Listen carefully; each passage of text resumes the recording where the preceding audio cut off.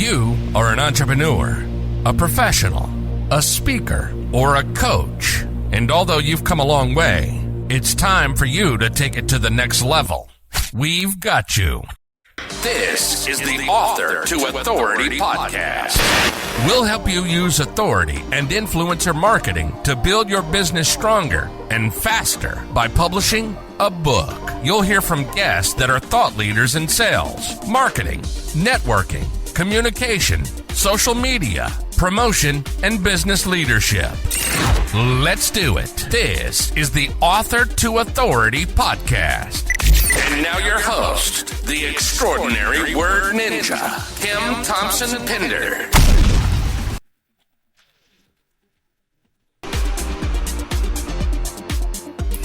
Welcome to the Author to Authority podcast. I'm your host, Kim Thompson-Pinder, and I'm so excited to announce that in August, we will be having the 400th episode of the Author to Authority podcast. And in celebration of that, I have decided to do the top 25 episodes of the Author to Authority podcast for the whole summer. And we will celebrate the 400 about mid-August, so there'll be a couple of episodes after that. And I chose these episodes because they were the ones that I just personally felt were the ones that gave tremendous amount of value, that were going to help you as an entrepreneur, a professional, a speaker, a coach to move your business forward. These were value-packed episodes that are just going to give you action steps that are just going to really propel you to the next level. So I'd love for you to sit back, relax, and enjoy this top 25 episode. Welcome to the Author to Authority podcast. And today I have John Lusher joining me. And this has been a real privilege. At the beginning of the month, you guys heard the episode with Mike Garrison and Can I Borrow Your Car on referrals. Well, guess how I met John? From my good friend, Mike. And John has been helping me with my websites, my branding, just a whole bunch of stuff. And we've really been connecting. And, when I was thinking about, who did I want on the Author to Authority podcast, John was one of those first people on the list. Now, John is a chaos coordinator, also known as the president of the Social Buzz Lab, is a 25-year veteran of incorporating networking, marketing, and digital media to build robust relationships for individuals, nonprofit organizations, and businesses. Now, interesting thing, John was one of the keynote speakers at the inaugural Orange County Social Media Summit in May of 2012 and was voted one of the top 125 people to follow on Twitter. That is pretty impressive. Now, when John's not working, he enjoys good conversations, well-aged bourbon, and exploring the beaches of the world. Well, welcome to the show, John. Thank you, Kim. I appreciate that intro. That what all that boils down to and what it says, it just means that I'm old, all those years of experience, I guess. Where I live, I'm 200 feet up from the Atlantic Ocean, so maybe at some point you'll have to come up for a visit and do some beach combing. I was going to say, I would love to do some beach combing there just because it's going to be quite a different environment than most of the beaches I'm used to, because I'm used to more of the tropical type beaches, but that doesn't mean that the beaches where you are not lovely, because they are. And it would be nice to explore those as well. I appreciate the introduction and glad that Mike introduced us. I have the honor and privilege of knowing Mike for a number of years, working with him over the years. So, well, I'm going to make sure he listens to this. Please do. So just before the show, we were talking about missed opportunities on social media. I really want you to go into that today. But just before you do that, tell a little bit about your story and how did you become the chaos coordinator? Well, I'll back it up a few years and we'll get to that here shortly. Spent a lot of time in direct business to business sales. That's where the technology piece in my introduction came in. Literally sold everything from photocopiers to, wait for this, fax machines when they first became commercially available. Told you I was old. All the way up through telephone systems and computer networks. So have a little bit of a sales technology background, I guess you'd say, and which was a lot of fun, very interesting. But at a certain point, I was like, okay, I could stay in sales my entire life and make a good living at it. But, the older you get, the more that you want to do something more. And marketing had always been a passion of mine. And in my sales career, I was doing a lot of marketing for myself. So I was used to doing that anyway, and started working with, as you mentioned, some people in the restoration industry. And the restoration industry is a funny industry. They're the people that you call whenever a pipe bursts or you have storm damage. And for a number of years, they literally did no marketing, no advertising. They didn't have to. Friends in the insurance agent's office would call them. They had all the business they could handle. Well, as more and more companies started having programs that you had to qualify for, these smaller independent restoration companies decided, we need a website. We need to market ourselves. And it was a good opportunity that I got to work with several of them in the marketing field. And all of this happened really when people were finally saying, okay, I've got to have a website, but then what? Well, then social media started taking hold back in the early days of, life before Facebook, or life when Facebook and Twitter was just really becoming widely known. I decided to go into the marketing field overall. And as we were talking before the broadcast started, we actually had, back in the day, in-person meetup groups, almost like networking groups, that really their purpose was to talk to business owners about, here's how you use social media. Okay, you've got a Facebook account. Great. Now set up a page for your business. And fast forward from there to now, look at how much has changed over the past, let's just say 5 to 10 years as far as the social media landscape. But the reason that I have my title on LinkedIn as Chaos Coordinator is because if there's one thing about business, and especially marketing / social and digital media, is the chaos is a normal everyday occurrence. Something changes almost every day. To give you a prime example, a lot of people have been complaining today that they're having problem with Instagram. Either they can't access it, their app isn't working. A lot of accounts have seen their follower count drop by thousands. Insights aren't available. So my point being is things change all the time. So I just felt like Chaos Coordinator was a good way to describe some of what I do. And it also gets people's attention and typically makes them ask a question. So fast forward to today, as I was saying, and really what we do, the Social Buzz Lab is a digital marketing agency. That's our core. We also work with clients for traditional, what you would consider traditional advertising, traditional marketing, but we do websites, as you mentioned. We handle a lot of clients' social and digital accounts, or we help them with a content calendar to plan out their posts and things like that. But you mentioned, as you were introducing me, talking about missed opportunities, which I think is a perfect way to describe it, because I still to this day, which kind of surprises me after this many years, I still to this day see a lot of companies and a lot of people missing probably the best opportunity as it relates to their audience on social media. And that's not engaging with their audience on a proactive basis. They react whenever they get a message, whenever they get a comment, versus being proactive about it. And that's something that I believe, as long as we have social media, I think that'll be probably a mountain that we have to climb. Well, a couple of interesting points. When you talk about Chaos Coordinator when it comes to business, you're right. There's some days where you're just like, I don't know which way I'm going. I don't know which way's up. I don't know which way's down. I just want this day to be over, right? And, I think sometimes, we've been taught that success should look like a straight line up, and it doesn't. It looks like a bowl of spaghetti some days. Goes here, there, everywhere, and around, and twists and turns. Absolutely. And you wonder if you're ever going to get there. And so I love that title. And, one thing I've been thinking a lot about lately in terms of my own social media is, how am I engaging?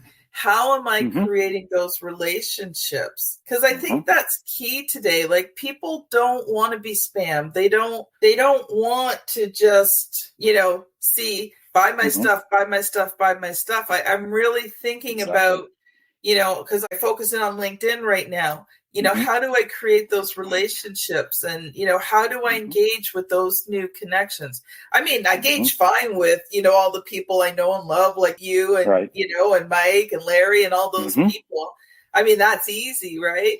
But, But it's the new connections that's tough. yeah, It's more of a exactly. challenge. So what I would love for you to do, John, is can you Mm-hmm. just take a little bit and talk about engagement and how you see it today, and how you feel are, what are the best ways to create that engagement in 2022? Because like you said, we are missing opportunities. I miss opportunities.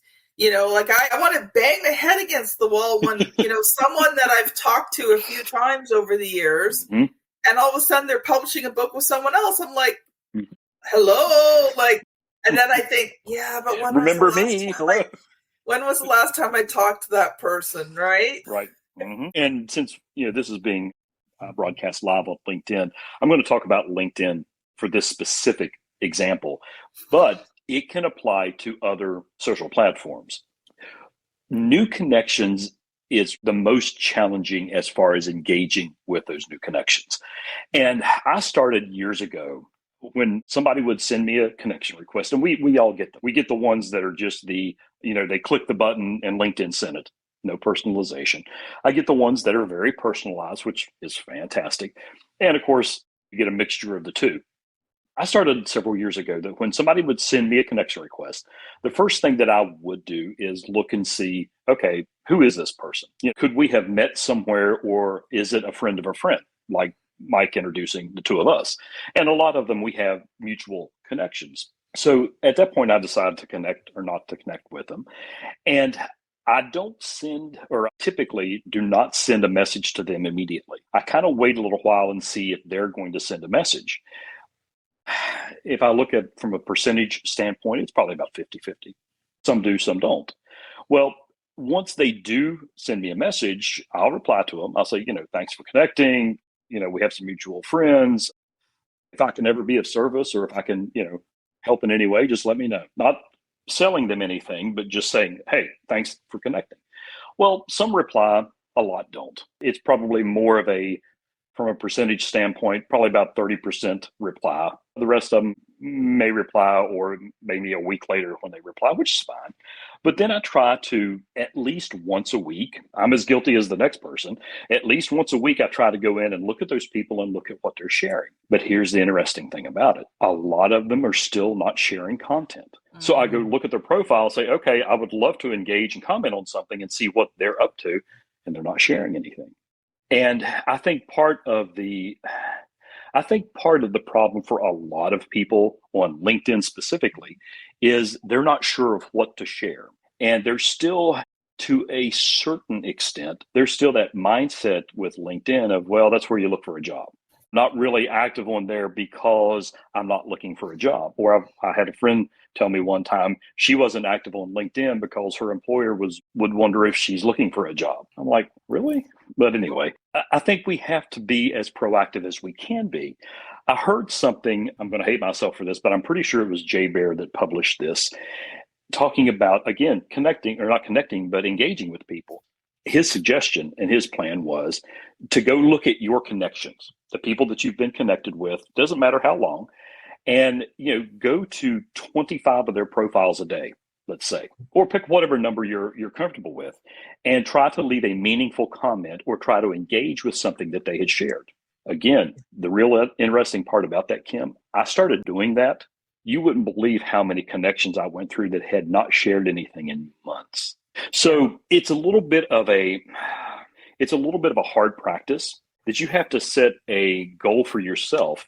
If we're just saying LinkedIn, personally or professionally, set a goal for yourself that, okay, this week I'm going to attempt to engage with at least 5, 10, 20, 25 of my connections and see what they're sharing. Share maybe something that they've shared, or at least leave a meaningful comment on it. That's where I think even today, a huge number of LinkedIn users are completely missing opportunities on LinkedIn, because whatever social platform is your preference, LinkedIn, Facebook, Instagram, Twitter, whatever it is, it's the matter of you showing up consistently and being active. And by being active, I don't mean just going out there and posting something. That's great, but also spend that time proactively going and leaving comments, sharing content from a connection. One of my favorite things to do, I don't have an opportunity to do it often, but one of my favorite things to do with a new connection request is to share something that they've shared on LinkedIn. And I say I don't get to do it often because people are still not publishing as much as they really should be. Again, it's something that you have to be proactive about. Yeah, and proactive is the word, right? Because it's like, I think it comes from two different points. You're talking about the personal work that you do, but what happens when you do that personal work? So, for me, from a personal side and LinkedIn side, personally, then that person starts to also feel like I value them. And when you share something that they have shared, the law of reciprocity takes effect, but it Absolutely, creates it does. Good goodwill, that know, like, and trust factor. Just on the LinkedIn side too, because I'm engaging now, not only am I seeing more of their stuff, but they're seeing more of my stuff. Exactly. And I don't care which platform it is, every single social platform, the more active you are engaging, liking, commenting, sharing, the better it is for your own content and the better it is for other people's content that you're commenting on. LinkedIn especially, and I say LinkedIn especially, but really Instagram's the same way. The more people that you can get to actively engage with your content, the better, because that shows LinkedIn or the platform, it shows them that, hey, this is good content. We need to show it to more people. We need to show it more often. And it's something that will consistently get more engagement. I mean, I've noticed for myself, the more consistently I share content myself and engage with other people's content, the more my content has better insights, gets more reach, gets more likes, engagements, however, whatever metric you want to use to determine, hey, is this good content or am I wasting my time? The more active you are, the more well-received your content is. I'm talking more predominantly about LinkedIn, but it works for other platforms as well. I see brands that are very active on Instagram, as an example, and they're active within their own account. If somebody comments on a post, they'll reply to the comment. That's great. I mean, that you should be doing that. But where they drop the ball is they're not being active outside of their own content. They're not going and commenting on other people's content. They may like it, but we all have gotten into that habit that we're just scrolling and scrolling and scrolling. We hit like and scroll. We hit like and scroll. We hit like and scroll instead of stopping and actively engaging. I so agree. And, we hear so much now about the automation. Automation can be good Yes. from a standpoint of managing content. Yes. And what I mean by that is, okay, I've got a busy week, so I've scheduled X number of posts to go out on my platforms. Great. But, and this is a huge but, you also, day in and day out, even though you have a busy week, day in, day out, you still have to go and be active and comment and engage and like and whatever else on other people's content, as well as responding to the people that comment on your content.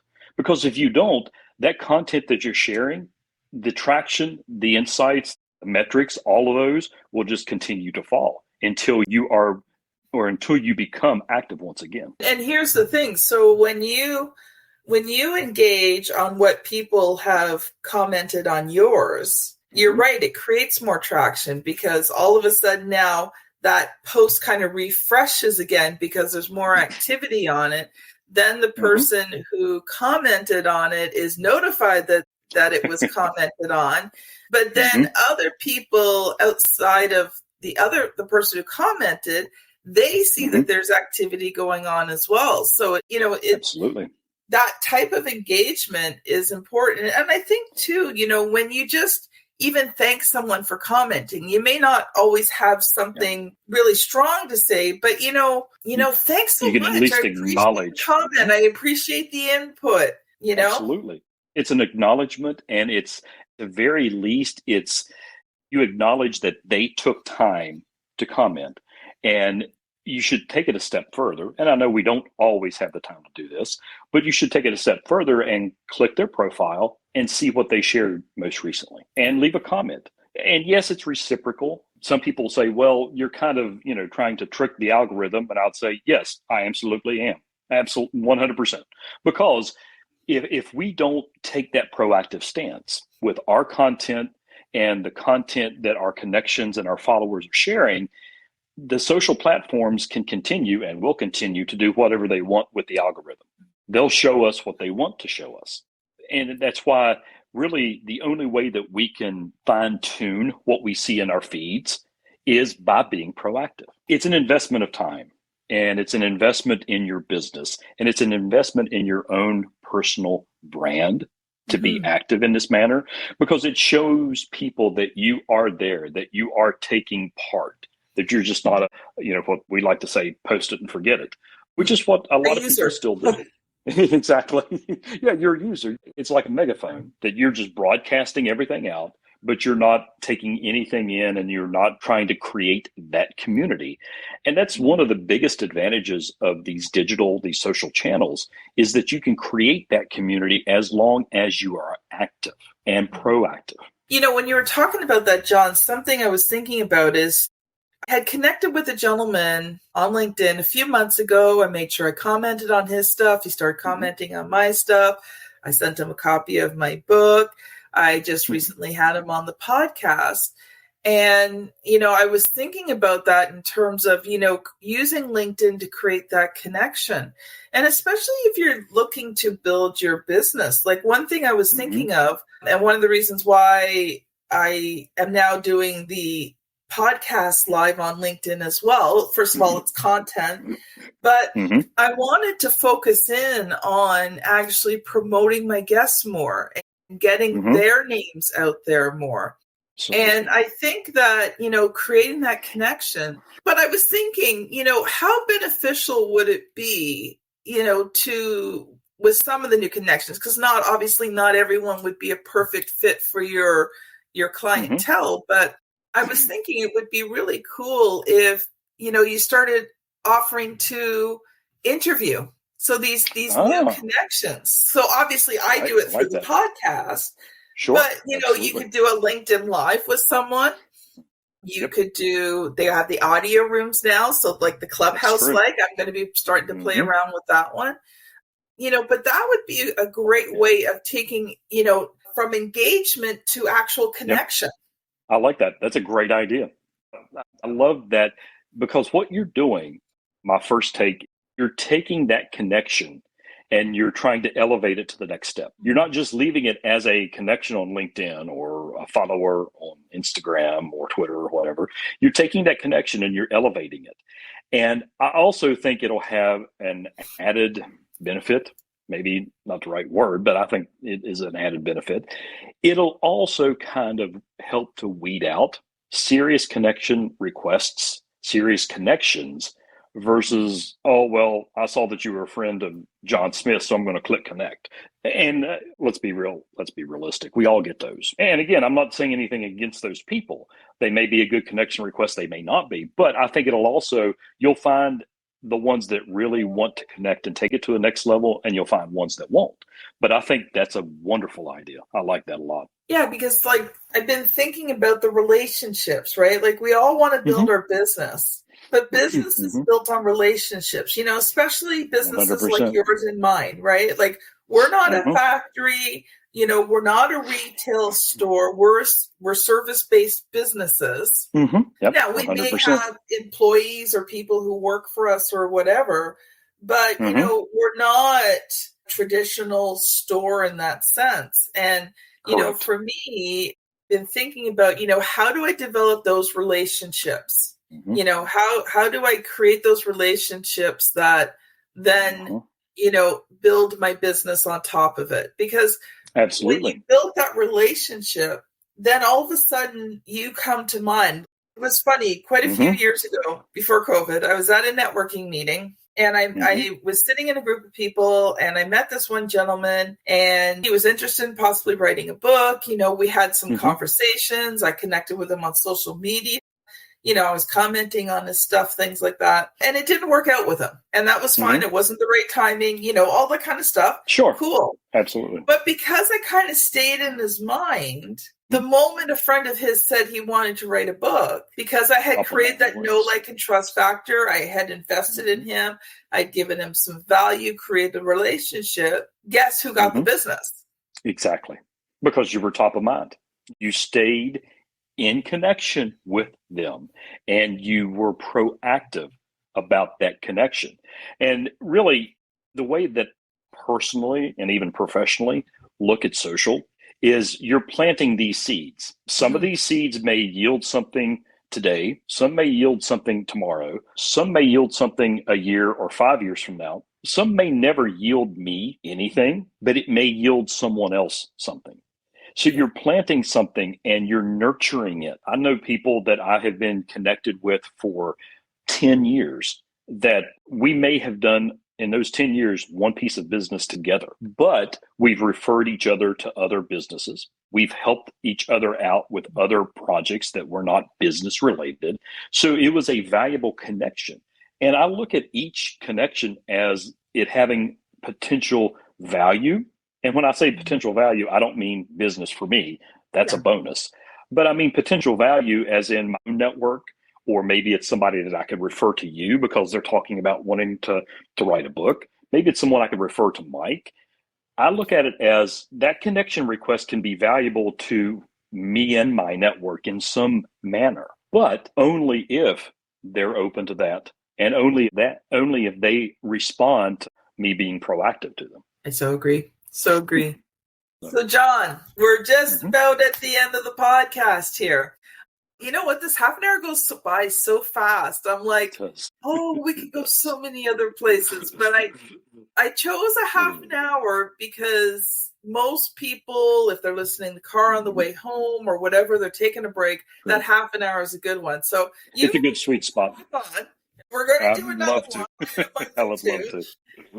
But John, if people have enjoyed listening to you today, if they've gotten value, if they're like, okay, I really need to connect with John, what are the best ways to connect with you? Well, we're sitting here on LinkedIn, so I'm easy to find on LinkedIn. Actually, I'm pretty easy to find anywhere. It's just John Lusher. It's very unique. Not the only one around, but it's unique enough that you'll be able to find me and my smiling face and bald head.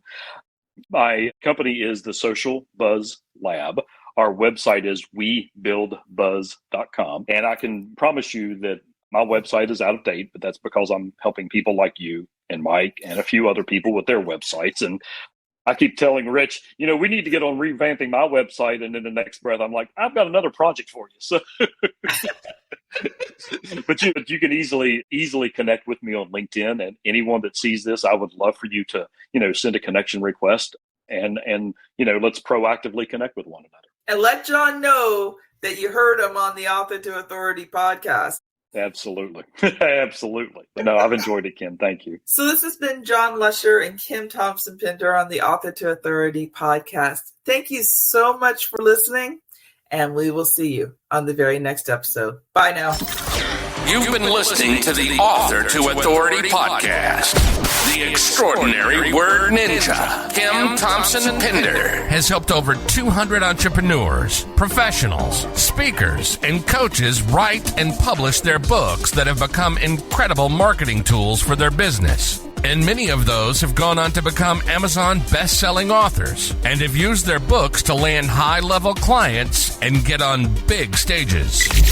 We hope you've enjoyed the show. Make sure to like, rate, and review. And we'll be back soon. But in the meantime, hit the website at www.authortoauthoritypodcast.com. See you next time.